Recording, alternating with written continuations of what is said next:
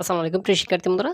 Subject mapping result অর্থাৎ subject mapping করে রেজাল্টটা কেমনে তৈরি করবে, সকলের প্রশ্ন।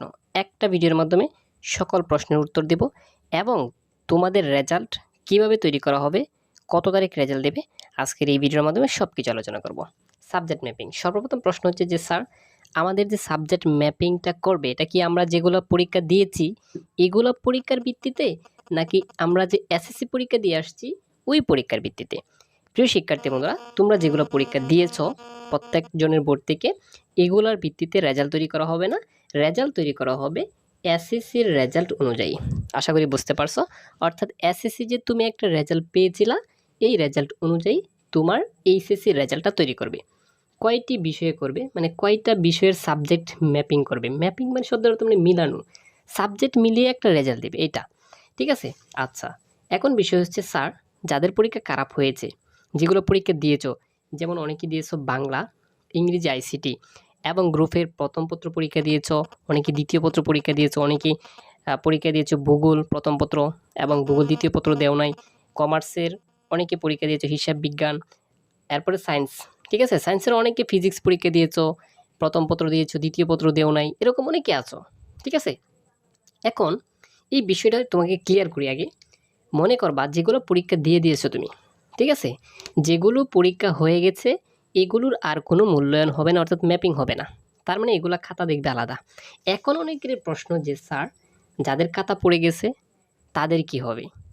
আমি বলে রাখি, এই যে খাতা পড়ে গেছে, ঠিক আছে, এইটার সম্পূর্ণ একটা গুজব ছিল। তাও যদি খাতা পড়ে যায় তাকে কারো, ঠিক আছে, যেমন জাগো নিউজ এই গুজবটি ছড়িয়েছিল। আচ্ছা যাই হোক, যদি কারো খাতা পড়ে থাকে আমি উত্তরটা দিয়ে দিচ্ছি এখনই।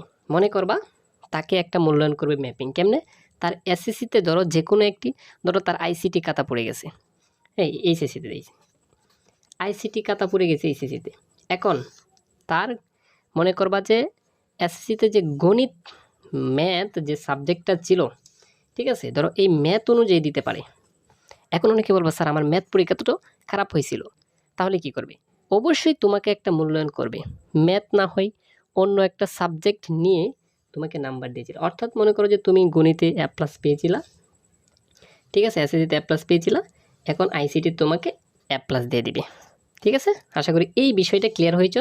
তবে এই যে এই তথ্যটা আমি তোমাদেরকে জানাবো, ঠিক আছে।